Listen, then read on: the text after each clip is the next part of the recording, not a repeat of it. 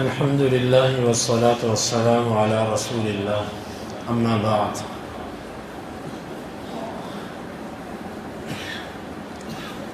جب تک اللہ تعالیٰ نے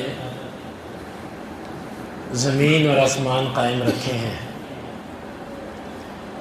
اور جب تک سورج مشرق سے نکلتا ہے، شیطان اور شیطانی لشکر اور رحمان کے لشکر، ان کی آپس میں جنگ جاری رہے گی۔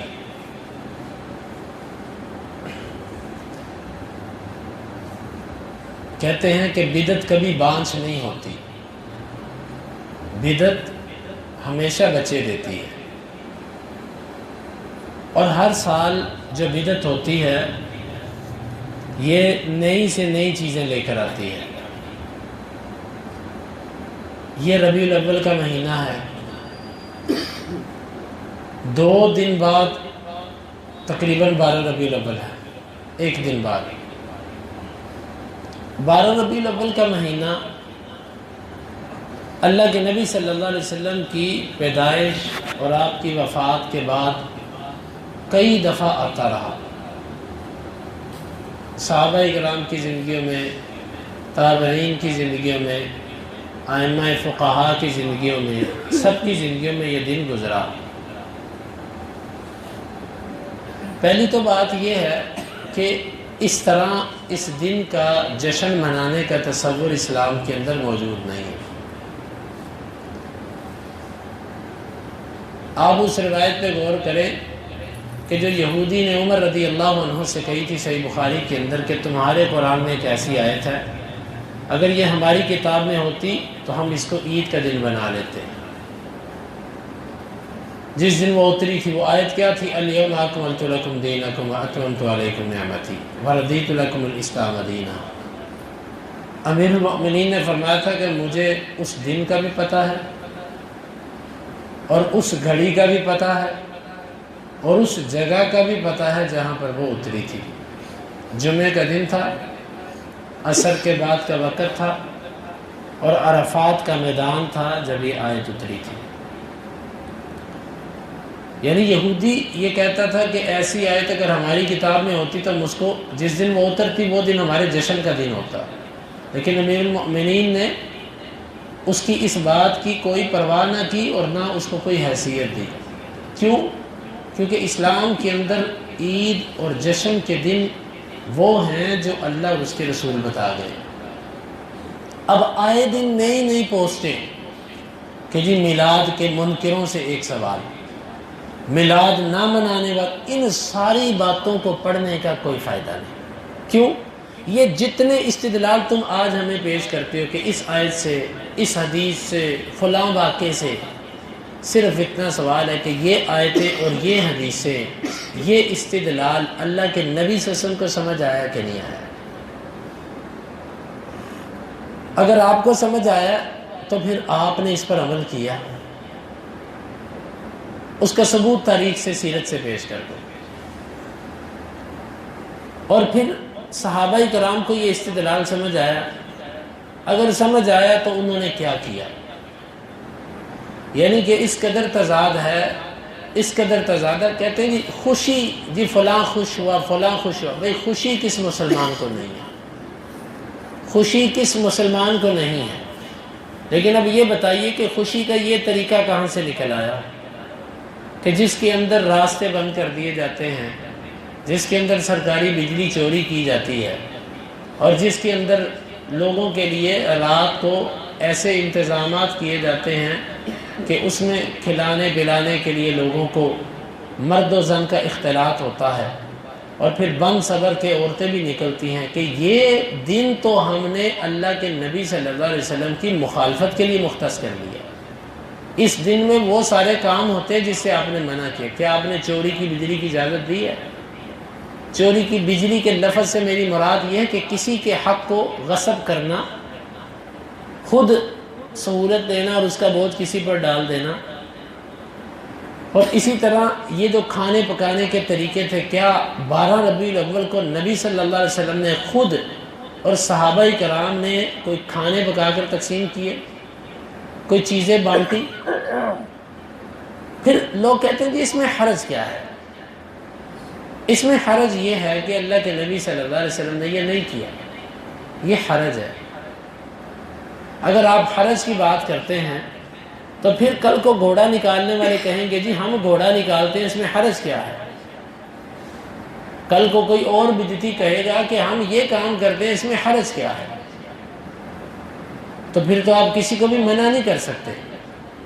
حرج اس میں یہی ہے کہ ایک کام اللہ کے نبی صلی اللہ علیہ وسلم نے نہیں کیا، اس کو آپ کیوں کرتے ہیں؟ اور پھر ایک ہوتا ہے ایک کام کرنا، اور ایک ہوتا ہے کہ نہ کرنے والے کو منکر تک کے لقب دے دینا۔ ایک تو خود یہ بدعت کرتے ہیں، پھر دوسرا یہ ہے کہ جو بدعت نہیں کرتا اس کو یہ کہتے ہیں کہ یہ نبی کو مانتے ہی نہیں، ان کو نبی سے محبت ہی نہیں ہے۔ یہاں تک، اور یہ سلسلہ کہاں سے چلا؟ البدایہ کے اندر ابن کثیر رحمہ اللہ نے ذکر کیا، الملک المظفر 6 صدی کا یہ بندہ تھا، اور اس کے عقائد کے اندر شیعہ پن تھا، اور یہ اور اس کا وزیر یہ وہ لوگ ہیں کہ جن کے ہاتھوں خلافت بنو عباس جو تھی وہ تباہ ہوئی۔ بنو عباس کا آخری خلیفہ جو تھا وہ تاتار کے ہاتھوں شہید ہوا۔ ہلاکو خان بغداد کے اندر آیا اور اس نے اس خلیفہ کو شہید کیا، اور خلیفہ کے پورے گھرانے کو، اہل بیت کو اس نے بلا بلا کر قتل کیا، اس کے بچوں کو شہید کیا، اور لاکھوں مسلمان بغداد کے اندر قتل کیے گئے۔ یہ کس کے ہاتھوں ہوئے؟ یہ ابن الالقمی اسی کا وزیر تھا جس کے ہاتھوں یہ سب کچھ ہوا۔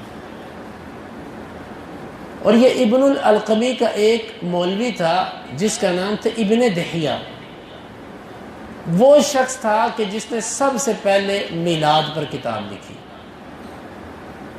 البشیر والنذیر فی مولد النبی النذیر، اس طرح اس کی کتاب کا نام ہے۔ اور اس کتاب کے اندر کیا ہے؟ اس کتاب کے اندر اس نے جو خرافات جمع کر سکتا تھا کی۔ ابن کثیر رحمہ اللہ نے اس کی امانت اور دیانت کا ایک واقعہ ذکر کیا ہے۔ وہ کہتے ہیں کہ یہ اور ایک محدث بادشاہ کے پاس، سلطان کے پاس جمع ہوئے، اور سلطان نے اس محدث سے کسی حدیث کا پوچھا۔ انہوں نے کہا کہ حدیث مجھے یاد ہے لیکن اس کی سند کا مجھے نہیں پتا۔ تو یہ ابن دحیہ باہر نکل کے اس کو کہتا ہے، یار تو سلطان کے آگے کوئی سند پڑھ دیتا، تیری عزت بن جاتی، تو نے یہ کیا، تو نے کہہ دیا کہ مجھے نہیں پتا۔ کہتے میں اس کا منہ دیکھتا رہ گیا، میں ہکا بکا رہ گیا کہ یہ مجھے کہہ رہا ہے کہ نبی کی حدیث پر میں کوئی سند جوڑ دوں۔ یہ ابن کثیر رحمہ اللہ نے واقعہ ذکر کیا البدایہ کے اندر۔ جس شخص کی علمی دیانت اور امانت کا یہ حال تھا کہ وہ اللہ کے نبی کی طرف کوئی بات گھڑنے کو کوئی عیب ہی نہیں سمجھتا تھا، اور جس بادشاہ نے یہ کتاب لکھوائی اور جس وزیر نے یہ کام کروایا وہ شیعت کی طرف مائل تھے، اور ان لوگوں کی کیفیت یہ تھی کہ مسلمانوں کا قتل ان کے ہاتھوں ہوا، مسلمانوں کی تباہی اور خلافت کتنا عرصہ منقطع رہی۔ تقریباً اہل علم یہی کہتے ہیں کہ اس کے بعد جو خلیفہ کھڑا کیا گیا نا وہ برائے نام ہی تھا، اصل خلافت وہاں پہ ختم ہو گئی تھی بنو عباس کی۔ یہ 654 ہجری کی بات ہے۔ 654 ہجری کے اندر بغدادیوں نے، تتاریوں نے بغداد پر حملہ کیا اور مسلمانوں کو ختم کیا۔ یہ چنگیز خان کا پوتا تھا ہلاکو خان۔ تو آپ غور کیجئے کہ یہ وہاں سے یہ سلسلہ چلا، وہ لاکھوں روپیہ لگاتا تھا میلاد کے اوپر، اور اس کے بعد یہ سلسلہ اہل البدع کے اندر چلا۔ آج تک اہل علم، علماء، محدثین پہلے بھی اور بعد میں بھی اس طریقے سے بری رہے ہیں۔ لیکن افسوس یہ ہے کہ یہ ہمارے ذہنوں کے اندر جھوٹ ایسا بیٹھا کہ عام بندہ بھی کہتا ہے کہ چلو یار کچھ نہ کچھ بانٹ دو، عام بندہ بھی کہتا ہے چلو یار کوئی بات نہیں، ہمارے نبی صلی اللہ علیہ وسلم پیدا ہوئے تھے، اس دن ہی ہو جائے تو کوئی بات نہیں۔ پھر بات روزے تک نکل آئی کہ اس دن کئی لوگ روزہ رکھنے لگ پڑے، پھر بات یہاں تک پہنچ آئی کہ کئی لوگ اس دن قربانیاں کرنے لگ پڑے، جانور ذبح کرنے لگ پڑے۔ یہ کہاں تک جائے گا سلسلہ؟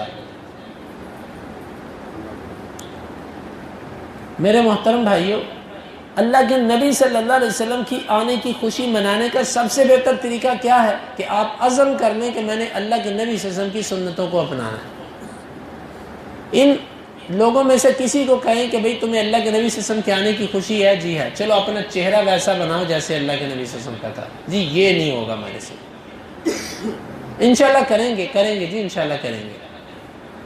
ان سے کو تم ویسی نماز پڑھ کے دکھاؤ جیسی اللہ کے نبی صلی اللہ علیہ وسلم نے پڑھی ہے۔ آپ کے ایمان کا معیار یہ ہے کہ آپ صحیح بخاری مسلم میں آنے والی روایتوں پر عمل نہیں کرنے کے لیے تیار۔ آپ کی ضد کی کیفیت یہ ہے کہ آپ اپنی علاقائی رسم اور اپنے باپ دادے کے طریقے کو ترک کرنے کے لیے تیار نہیں اللہ کے نبی صلی اللہ علیہ وسلم کی خاطر۔ وہ جی کوئی بات نہیں جی، نماز بھی پڑھنی ہے جیسے مرضی پڑھ لو۔ نماز اللہ کے نبی صلی اللہ علیہ وسلم والی آپ نہیں لینے کو تیار، عقیدہ اللہ کے نبی صلی اللہ علیہ وسلم کا نہیں لینے کو تیار، سارے اعمال اللہ کے نبی صلی اللہ علیہ وسلم کے، صورت اور سیرت اللہ کے نبی صلی اللہ علیہ وسلم کی نہیں لینی۔ ایک سال کے بعد ایک محفل کراؤ اور اس میں نعت خان عورتیں بلاؤ یا نعت خان مرد بلاؤ اور ان پر تھوڑے سے پیسے لٹاؤ اور دیگیں پکا کے بانٹ دو، لو جی تمہیں سرٹیفکیٹ مل گیا کہ ایک سال تک کے لیے تم اب عاشق رسول ہو۔ اب اگلے سال پھر ایک ایسا کام کرو تاکہ تمہیں دوبارہ سرٹیفکیٹ جاری کر دیا جائے۔ یہ تو کوئی طریقہ نہیں ہے میرے بھائیوں۔ یہ خرافات، یہ بدعات، ان سے اجتناب کیجیے۔ اللہ کے نبی صلی اللہ علیہ وسلم سے محبت کیجیے اور پورا سال کیجیے، ایک سال بعد نہیں۔ اور محبت کا اول تقاضا کیا ہے؟ وہ شاعر کہتا ہے نا کہ لو کان حبک صادقا لاطعتہ ان المحب لمن يحب مطیع۔ اگر تیری محبت سچی ہوتی تو اس کی اطاعت کرتا، کیونکہ محبت کا قانون یہ ہے کہ جس کو جس سے محبت ہوتی ہے وہ اس کی اطاعت کرتا ہے۔ تو یہ کیسی محبت ہے اللہ کے نبی صلی اللہ علیہ وسلم سے؟ تو بہرحال ہم کہتے ہیں کہ محبت کریں اور پورا سال کریں، لیکن محبت کا انداز وہ اختیار کریں جو صحابہ نے کیا تھا۔ وہ ہا ہو تھوڑا تھا، کہتے ہیں جو گرجتے ہیں وہ برستے نہیں۔ ہا ہو تھوڑا تھا، شور شرابہ نہیں تھا اور دین پر عمل تھا۔ اب شور شرابہ اور ہا ہو ہے اور دین پر عمل نہیں ہے۔ ایک مولوی صاحب ہیں، کل مجھے ایک بچہ دکھا رہا تھا کہ جی یہ دیکھیں صحیح مسلم کے حدیث سے میلاد ثابت کر دیا۔ میں نے کہا یار دیکھنے کی ضرورت نہیں ہے، دیکھنے کی ضرورت نہیں ہے۔ اس کی وجہ یہ ہے کہ یہ حدیث جس نے بیان کی اور جنہوں نے آگے روایت کی اور پھر جن محدثین کے ذریعے ہم تک پہنچی، انہوں نے اس کا کیا مطلب سمجھا۔ اگر اس سے میلاد ثابت ہوتا تھا تو کسی کو سمجھ نہیں آیا میلاد۔ پھر کتابیں لکھ دی گئی اتنی اتنی موٹی، میلاد ہم کیوں مناتے ہیں؟ بھائی اس کا سیدھا سا جواب ہے آپ اس لیے مناتے ہو کہ آپ کا دل کرتا ہے۔ بس اس کا اتنا سا جواب دے دو کہ جی ہمارا دل کرتا ہے ہم اس لیے مناتے ہیں۔ یہ کیا بات ہوئی کہ آپ آیتیں بھی لے کر آ رہے ہو؟ جی یہ تمہارے لیے مشکل ہے۔ کیوں؟ جو آیتیں اور حدیثیں تم لے کر آ رہے ہو یہ اسلاف کو پتہ نہیں تھا۔ یہ جنہوں نے آیتیں بیان کی ان کو اس کا معنی نہیں آتا تھا، انہوں نے اس پر عمل کیا کہ نہیں کیا، اتنی سی بات ہے۔ ایک مولوی صاحب ہیں کراچی کے، بریلوی مکتب فکر سے ان کا تعلق تھا اور بریلوی مکتب فکر کے وہ موجودہ دور کے فوت ہو چکے ہیں، اللہ تعالیٰ اپنی رحمت والا معاملہ کرے ان کے ساتھ۔ وہ بریلوی مکتب فکر کے یوں تھے کہ جیسے کسی دور میں مولوی احمد رضا خان صاحب تھے، اس طرح تھے وہ پاکستان کے اندر، اور انہوں نے علمی کام بھی اپنے مکتب فکر میں کیے۔ الگ بات ہے کہ خیانت کے مظاہرے بھی انہوں نے اپنی علمی کتابوں میں خوب کیے۔ وہ صحیح مسلم میرے پاس اوپر پڑی ہے، میلاد کی بحث کرتے ہوئے شرح صحیح مسلم کے اندر لکھتے ہیں کہ یہ میلاد اللہ کے نبی صلی اللہ علیہ وسلم، یہ صحابہ، یہ تابعین، خیر القرون، ان سب زمانوں میں نہیں تھا۔ اس کی وجہ یہ کہ ان لوگوں کے پاس اتنا ٹائم نہیں تھا، وہ لوگ جہاد میں، دین کی سربلندی میں اور ان کاموں پہ لگے ہوئے تھے، ان کے پاس یہ ٹائم نہیں تھا۔ ہاں یہ 6 ہجری کے اندر شروع ہوا ہے، وہ بھی یہی لکھتا ہے۔ یہ ابھی فوت ہوئے ہیں، کوئی میرا خیال ہے کوئی 10 سال پہلے فوت ہوئے ہیں یا 8 سال پہلے۔ وہ کہتا ہے کہ 6 ہجری میں یہ شروع ہوا کام، اس سے پہلے یہ نہیں تھا۔ اب ہمارا یہ سوال ہے کہ اگر میلاد قرآن اور حدیث سے ثابت ہوتا ہے تو کیا قرآن و حدیث پر عمل کرنے کے لیے صحابہ کے پاس وقت نہیں تھا؟ آپ سمجھیں ذرا، اگر یہ قرآن و حدیث سے ثابت ہوتا ہے تو اس کا مطلب ہے کہ ان کے پاس وقت نہیں تھا کہ وہ قرآن و حدیث پہ عمل کرتے۔ اگر یہ قرآن و حدیث سے ثابت نہیں ہوتا اور حقیقتاً نہیں ہوتا اور تم لکھتے بھی ہو کہ یہ خیر القرون سے ائمہ فقہا جس امام ابو حنیفہ کی ہم تقلید کا دعویٰ کرتے ہیں اس امام سے بھی یہ ثابت نہیں ہے، کسی سے بھی یہ ثابت نہیں ہے، تو پھر تم کہتے ہو کہ یہ چھٹی ہجری میں شروع ہوا اور اس میں اب حرج کوئی نہیں ہے، کوئی بات نہیں ہے، ایسی بدعت ہے جو حسنہ ہوتی ہے۔ بھئی تمہارے کہنے سے تو کوئی بدعت حسنہ نہیں ہونے لگی۔ اس طرح تو ہر بدعتی ایک بدعت ایجاد کرے گا اور وہ کہے گا میری بدعت حسنہ ہے۔ آخر حسنہ کا کوئی ضابطہ تو لے کر آؤ۔ تم کہتے ہو کہ جی یہ اچھی ہے تو وہ کہیں گے گھوڑا اچھا ہے، وہ کہیں گے اذان کے اندر علی ولی اللہ الصلاۃ علی خیر العمل، حی علی خیر العمل، یہ بہتر ہے۔ اس پر کیا جواب دو گے تم انہیں؟ تو یہ بڑی مشکل معاملہ ہے، یہ اتنا آسان نہیں ہے۔ اسی طرح میرے بھائیو ان فضولیات سے بچیں۔ یہ ملک کے اندر یوں چراغاں کرنا، لائٹیں لگانا، اور اسی طرح یہ جھنڈے اور اس کے لیے لباس خریدنا اور اس کے لیے سب معاملات، یہ اسراف ہے، فضول خرچی ہے۔ اللہ کی قسم اگر بتیاں لگانے سے کوئی محب رسول ہو جائے نا تو سب سے بڑا محب رسول چائنا ہو کہ جو بتیاں بنا کر دیتا ہے۔ سب سے بڑے عاشق تو پھر وہ ہوئے کہ اگر وہ نہ کچھ بنائے تو تمہاری محبت ہی پوری نہیں ہوتی۔ تو یہ تو سب کے سب دین کے نام پر دین سے لوگوں کو غافل کرنے کے لیے بنائے ہوئے طریقے ہیں۔ میرے بھائیو اللہ کے نبی سے سچی محبت کیجئے، ساری زندگی کیجئے، ایک دن نہ کیجئے۔ اللہ کے نبی صلی اللہ علیہ وسلم کے آنے کی خوشی منائیں، زندگی بھر منائیں، لیکن منانے کا طریقہ یہ کہ آپ کو آپ کی سنتوں کو لازم پکڑ لو، بس یہ ہے آپ سے محبت کا اظہار کا طریقہ۔ باقی جو ہمارے طریقے ہیں نہ یہ محبت ہے اور نہ اس پر کوئی اجر ہے، بلکہ یہ بدعت ہے۔ اور بدعتی آدمی کی مثال اہل علم یوں بیان کرتے ہیں جیسے جنگل میں کوئی رستہ بھول جائے۔ جنگل میں جو بندہ رستہ بھول جائے نا اس کا طریقہ ہوتا ہے کہ جہاں بھولا وہیں پر کھڑا ہو جائے، جن پیروں پر آیا تھا انہی پیروں پر واپس چلا جائے۔ کیوں؟ جنگل کے معروف رستے تو ہوتے نہیں ہیں، جتنی کوشش کرو گے اتنے گم ہوتے جاؤ گے۔ کہتے ہیں بدعتی آدمی جتنی کوشش کرتا ہے اتنا گمراہ ہوتا جاتا ہے۔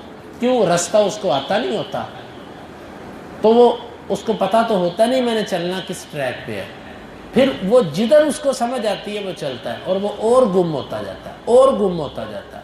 بظاہر وہ سمجھتا ہے کہ شاید میں باہر نکل جاؤں گا، وہ باہر نہیں نکلتا۔